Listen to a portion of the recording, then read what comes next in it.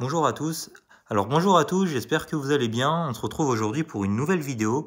Cette vidéo va être un petit peu particulière aujourd'hui puisque on va pas présenter directement une montre neuve, mais ça va être une vidéo sur une montre vintage. Alors c'est une très belle vintage de la marque Omega. C'est une montre de ma collection personnelle que j'ai obtenue vraiment par hasard et par chance très récemment. Alors, je vais présenter très rapidement la marque Omega, mais je pense que c'est pas trop la peine de s'attarder dessus parce que beaucoup de gens la connaissent. C'est une montre de marque suisse très connue. Omega, fait partie des marques les plus iconiques, avec quelques modèles qu'on peut citer comme par exemple l'Omega Speedmaster, qui était justement une montre de type chronographe qui a été portée par les premiers astronautes sur la Lune. Il y a également les modèles Seamaster, etc. Donc plutôt de type plongeuse qui sont très connus.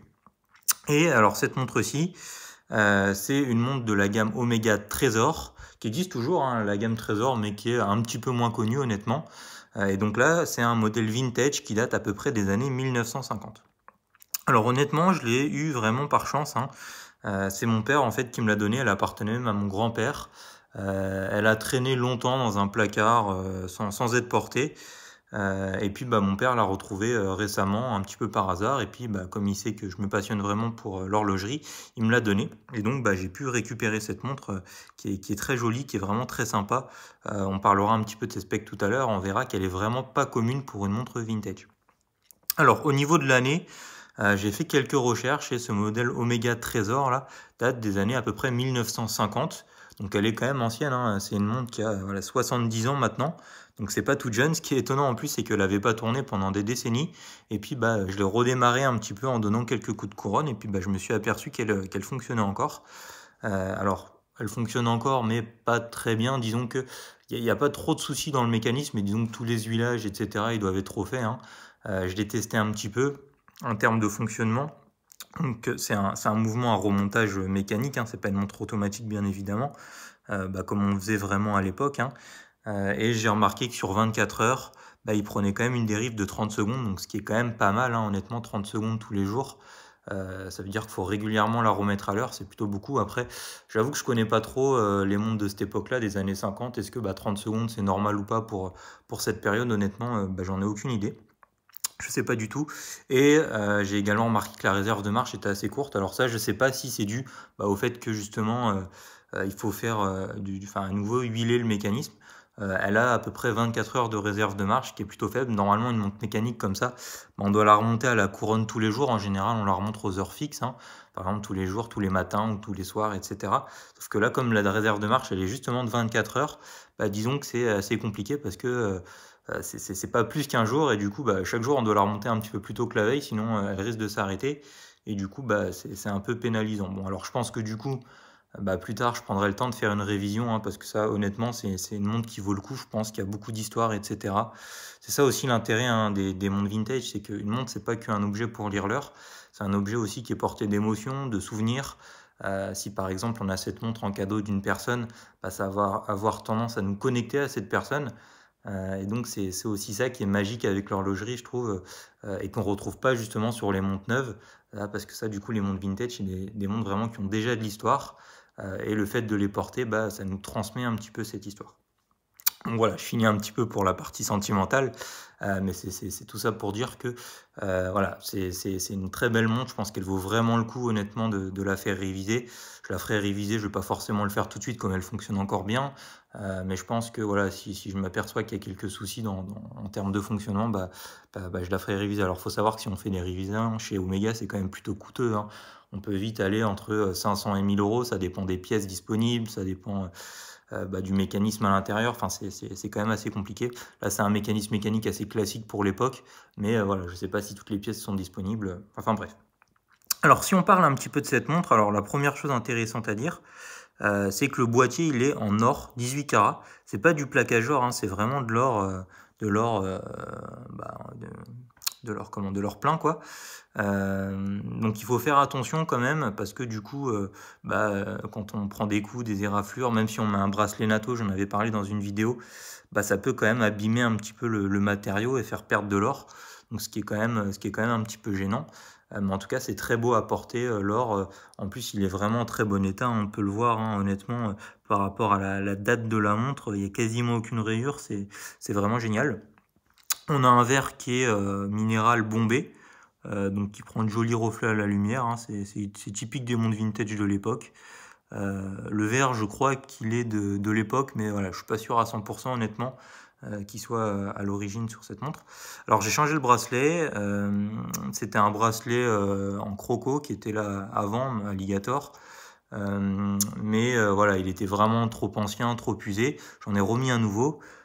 C'est un faux croco que j'ai mis. En fait, c'est un cuir de veau de chez Hirsch d'ailleurs, le bracelet, avec effet croco. Couleur noire, comme ça, je trouve que ça lui va vraiment très bien, honnêtement. Voilà, c'est en attendant de mettre un vrai croco. Je pense que cette montre, elle vaut le coup d'en mettre un vrai. Mais disons que voilà, là, je l'avais sous la main et c'est pas un bracelet que j'utilisais en plus, donc bah, j'en ai profité pour le mettre sur cette montre. Que dire de plus? Oui, au niveau des dimensions, c'est vraiment intéressant parce que, contrairement à la plupart des montres vintage, elle a quand même des très belles dimensions contemporaines, si je puis dire. En général, en termes de diamètre, les montres vintage, on est plutôt sur du 35-36 mm. Et celle-ci, elle fait 38 mm de diamètre, donc elle est plutôt grande, elle est presque de la taille des montres contemporaines. Ce qui fait que du coup, bah, quand on la porte, c'est vraiment très, très agréable parce qu'elle fait vraiment une bonne taille pour un poignet moderne. Et bah, je trouve ça très sympa au porter. Au niveau de l'entrecorne, alors il est un peu particulier. Je sais pas bien si on est sur du 18 ou du 19 mm. Je pense que le modèle original était sur du 18, mais peut-être que bah, avec le temps, les cornes se sont un petit peu tordues et que maintenant on est plutôt sur du 19. Donc bah, pour ce bracelet, c'est d'ailleurs un bracelet 20 et je l'ai un petit peu trafiqué, je l'ai un petit peu coupé au niveau de l'entrecorne pour le faire rentrer, on va dire, sur cette montre. Bon, ça se voit pas trop, c'est pas ultra joli, mais voilà, comme je le disais plus tard, je pense qu'à terme, il faudra vraiment que j'achète un beau croco fait sur mesure pour cette montre parce qu'elle le mérite. Mais voilà, en tout cas, il faut savoir que les dimensions sur les montres vintage, parfois, c'est pas toujours simple à trouver. Les pièces peuvent se tordre, etc. Donc ça peut varier. On voit qu'au niveau de la complication, en fait, il n'y en a qu'une, mais ça, c'est assez classique à l'époque, hein, c'est la petite seconde. C'est-à-dire que bah, ici, on a les aiguilles des heures et des minutes, hein, classique, et on a la petite seconde ici qui bouge sur une espèce de petite croix ici, donc c'est plutôt sympa à regarder, hein. Moi, j'aime bien, c'est la seule montre que j'ai d'ailleurs qui a cette complication de petite seconde. En général, c'est une complication qu'on retrouve sur les montres mécaniques, pas forcément les montres automatiques, c'est plus voilà, quelque chose qu'on voit sur les montres vintage. Au niveau de la couronne, on voit qu'il y a une couronne avec le logo Omega. Alors pareil, la couronne, honnêtement, je ne sais pas si elle est d'époque. On voit d'ailleurs qu'elle n'est pas en or, la couronne, elle est peut-être en bronze ou je ne sais pas trop quel matériel. En tout cas, il y a bien le logo Omega, mais voilà, c'est pas totalement la même couleur, donc peut-être qu'elle a été rajoutée. Ça, honnêtement, j'en ai aucune idée. On voit d'ailleurs qu'elle est un petit peu tordue. Elle sort un peu de son axe. Je pense que ça, bah, quand je ferai la révision, c'est quelque chose qui pourra me réparer, hein. Il faudra sortir la tige et puis la changer. Mais en tout cas, voilà, la montre est vraiment belle, honnêtement. C'est ma première Omega, c'est d'ailleurs ma seule Omega. Et donc, je trouve du coup que c'est un clin d'œil assez sympa, justement, ce genre de modèle vintage. Bah, quand on veut rentrer sur une marque bah, qui est assez prestigieuse comme Omega, comme ça, et qu'en plus, on a un modèle qui est vraiment chargé d'histoire. Ça, c'est vraiment un modèle que bah, peu de gens peuvent se procurer, je pense, ou peuvent avoir, hein, parce que je suis vraiment conscient de la chance que j'ai de l'avoir obtenu un petit peu par hasard, comme ça.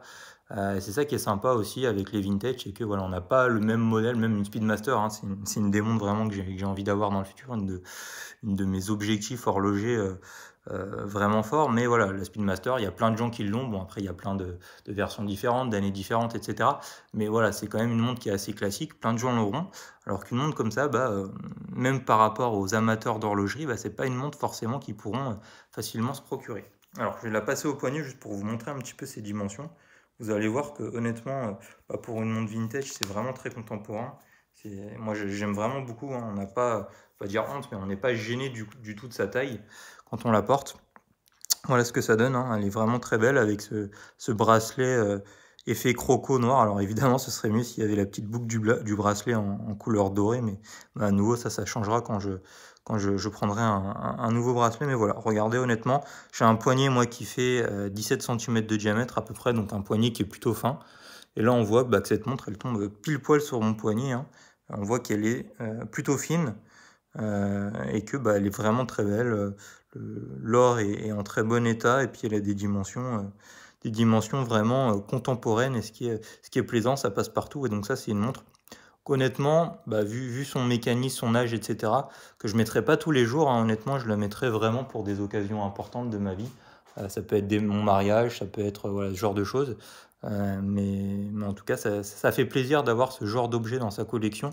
Je pense que tout collectionneur de montres devrait évidemment avoir des montres qui lui plaisent, des montres un peu de tous les styles, mais une belle vintage, c'est quand même quelque chose de très important à avoir parce que ça a de l'histoire, ça a du passé, et puis c'est quelque chose qui sera un petit peu unique et que personne d'autre aura dans sa collection. Écoutez, j'espère que cette vidéo vous aura plu, hein. Elle était un petit peu différente parce que c'est pas une montre qu'on peut trouver facilement dans le commerce.